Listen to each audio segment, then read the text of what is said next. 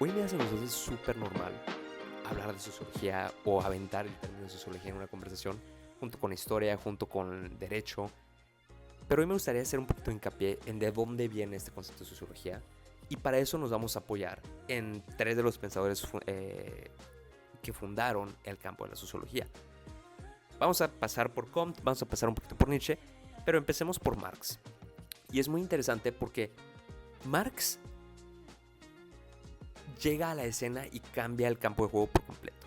Marx introduce esta noción y no es el pionero, se basa mucho en Kant, se basa en algunos momentos en otros pensadores, pero él es un fuerte proponente de la idea de la razón crítica. Para Marx, la crítica es diferenciar lo verdadero de lo falso. Y para esto, una tesis central es que el conocimiento no es ex nihilo. Es decir, el conocimiento no se origina de la nada, no existe en un vacío. Para entender el conocimiento hace falta completamente contextualizar las categorías que entendemos en un marco histórico. Entonces, para Marx estas categorías que después va a etiquetar como valor, como plusvalía, como clase trabajadora, como proletariado, todas estas cosas son categorías, el capital, que solo cobran sentido en su contexto histórico.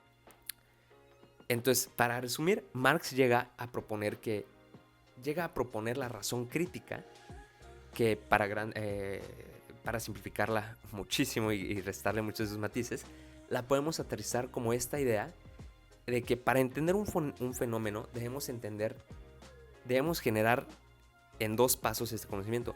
Primero vamos a partir de la observación que tenemos o las observaciones que tenemos para generar abstracciones o clases o categorías que puedan proponer generalizaciones, y a partir de esas generalizaciones debemos después ser capaces de generar o regenerar nuestro entendimiento de las diferencias de los elementos de las clases, es decir, poder entender específicamente en la dimensión histórica o temporal qué significa un concepto y situarlo en ese marco de referencia.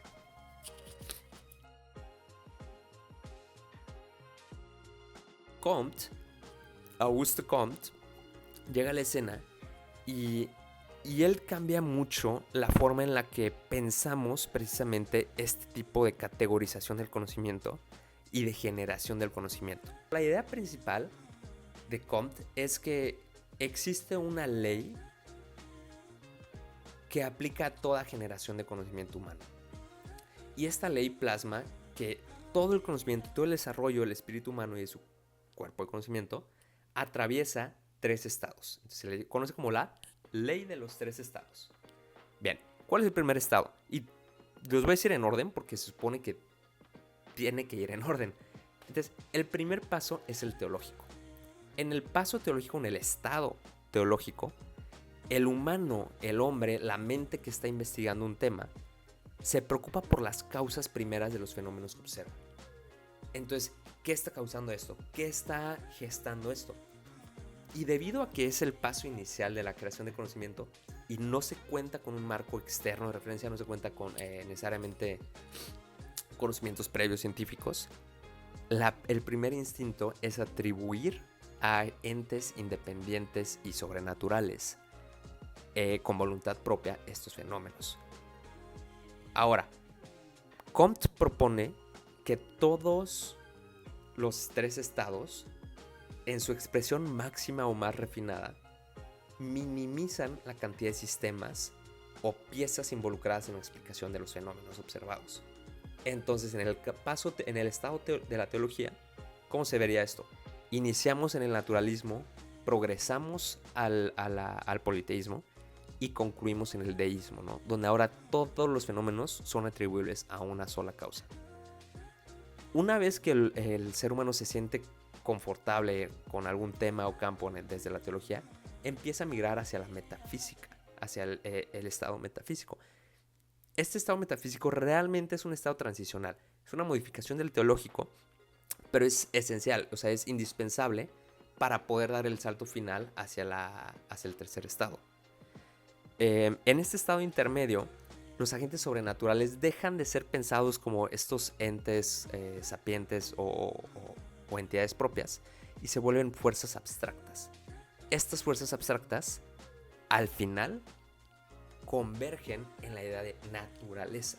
Entonces, todo es explicable desde la naturaleza. Todo es natural o todo viene de lo natural. Que de hecho esta idea le causa mucho ruido a Marx y está peleado con la idea o la noción de los economistas clásicos, donde todo el comportamiento del ser humano económico y político se explica como categorías estáticas, que son estáticas porque se asumen como el estado natural de las cosas. Entonces, este es un estado intermedio y llegamos finalmente al estado de la filosofía positiva. El tercer estado, que es la filosofía positiva, es en el que todas las observaciones individuales se aterrizan o se entienden como casos particulares de leyes efectivas o leyes generales. En este proceso se crea la sociología, porque Comte define así a la sociología como la ciencia cuyo propósito es encontrar estas leyes efectivas que rigen a las sociedades y al ser humano. Entonces, así como para Comte existe la física y la biología como ciencias que buscan identificar las reglas, las leyes generales que impactan en la biología y en el entorno físico, la sociología es su equivalente desde las humanidades.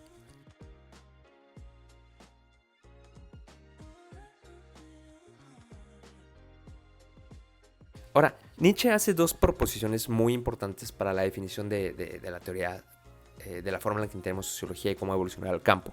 El primero es que conceptualiza al Estado como un monstruo frío. Nietzsche diagnostica que el Estado moderno es un ente artificial y que representa para él el estado máximo de la decadencia del capitalismo. ¿Por qué? Porque Nietzsche conceptualiza al Estado actual, para él, como este estado de decadencia en el cual todo se mercantiliza. Y el Estado es esta fuerza a través de la cual todo lo que se genera, todo lo que se crea, se vuelve un objeto de consumo o un objeto de mercancía para su intercambio. Y en este proceso, su segunda tesis súper relevante es que identifica la simbiosis entre la política y la religión. Entonces, Nietzsche se da cuenta de que el Estado tiene fines muy orientados, al menos macroscópicamente, a los de la religión. Y que de hecho es con la religión que se sustenta o se legitimiza hasta cierto punto a ojos de la población la necesidad o el derecho de gobernar de los gobiernos.